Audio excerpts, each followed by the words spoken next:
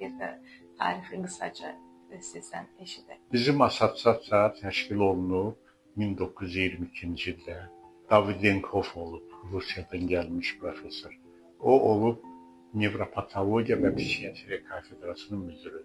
5 il müddətində bir yerdə olub kafedra. Ancaq assosiasiya nevropatoloqlar və psixiatrlar assosiasiyası. O vaxt assosiasiya deməyiblər, cəmiyyət deyiblər. 94-cü ilə qədər olub. 94-cü ildə ayrılıb. Olub Azərbaycan Psixiatriya Assosiasiyası, Azərbaycan Nevrologiya Assosiasiyası. 93-cü ildən, daha doğrusu 96-cı ildən sonra assosiasiyanın xarici ölkələrlə əlaqəsi güclənib. Madriddə getdik, konqresdə iştirak elədik. Ondan sonra Misirdə, Hamburqda, Yaponiyada, Çexiyada, İspaniyada bir neçə dəfə. Bugünə qədər 96-cı ildən bəri, hər 3 ildən bəri keçirilən bütün konqreslərdə biz iştirak eləmişik. Məruzələr eləmişik, çıxışlar eləmişik. 25 nəfər plenum üzvü var, 4 nəfər katiblər var, vitse-prezident var. Hamısının şəkili də, adı da, familiyası hamısı kitabda var. Çox gözəl. Bəs psixoloqlar üzv ola bilirlərmi? Ola bilər. Ola bilər. Bəli. Var, çox psixoloqlar, üzvlər var. Əlaqəsiz klinik psixoloqlar. Mənim elmi rəhbərim biokimyaçı olub. Nail Abbasovich Rzayev. O cəmsi 54 il yaşayıb, 54 yaşına rəhmət edib. 54 yaşına qədər 36 nəfər kadr hazırlayıb. Elmlər namizədi doktorlar. Görürsündə necə? Moskvada qurtarmışdı institutu, biokimyaçı idi. Biokimiya kafedrasının müdürü işləyirdi. O mənim elmi rəhbərim olub. Onun stili sırf elmi stili. Elmi həsr eləyib özü. Psixologiyanın fəlsəfədən ayrılıb elmi əsaslı olan bir psixologiya, əslində elmi əsasları olan bir sahə olmağa başladı. Ən azından Avropada Wundtla bərabər oldu, Almaniyada laboratoriya ilə. İndi əslində üzülürəm, deyirsiniz ki, bizdə laboratoriya var idi, bu elmi işlər var idi. Yəni əslində hər şey var idi, amma indi qabağa getmək yerinə sanki geriyə getdik. Geriyə getdik. Bu 70-ci illərdə təşkil olundu. 20 ildə, 70, 90-cı ildə dayandı.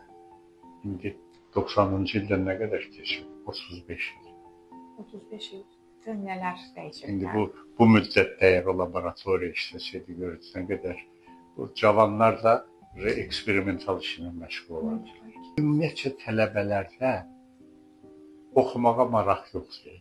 Bunların çoxu çalışır ki, institut qutarandan sonra rezidenturanı ya Türkiyədə keçsin, ya Almaniyada. Ora gedənlər də var. Ancaq bu əksəriyyət deyil ki, bu sək-sək adamlar gedirdi. Gedənlər çoxsu da qayıtmır. Yox, qayıtmır.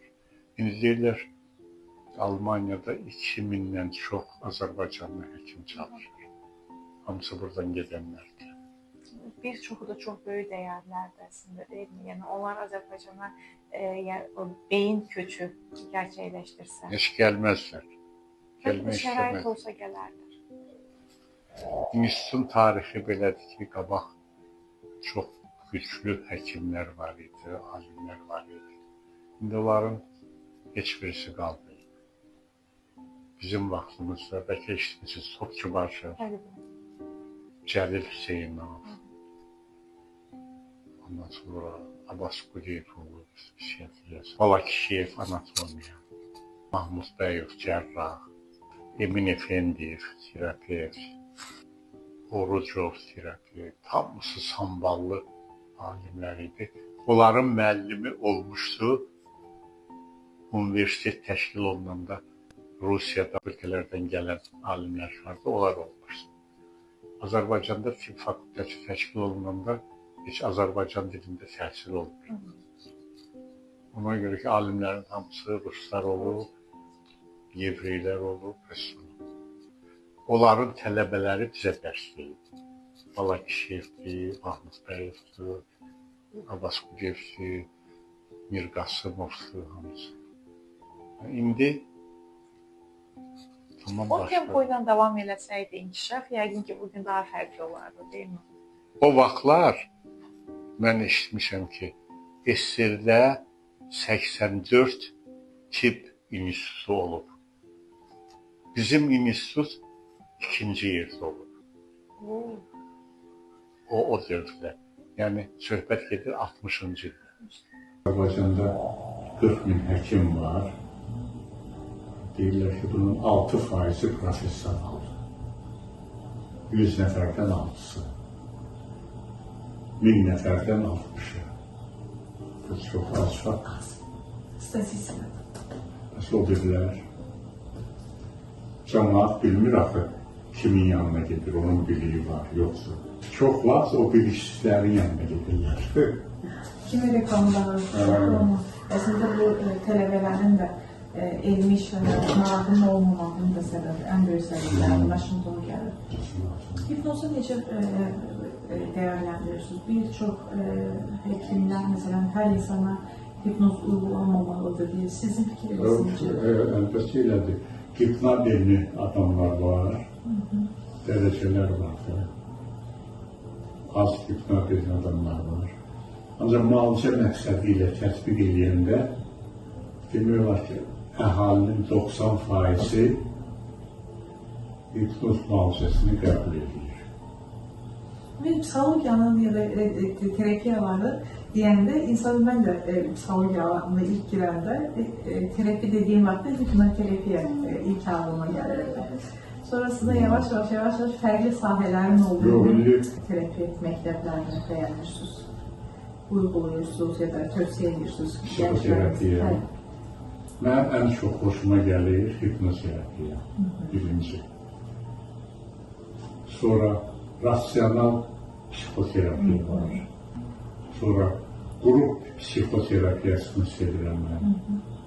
Həkimin adi söhbəti də psixoterapevtik yönündə olmalıdır.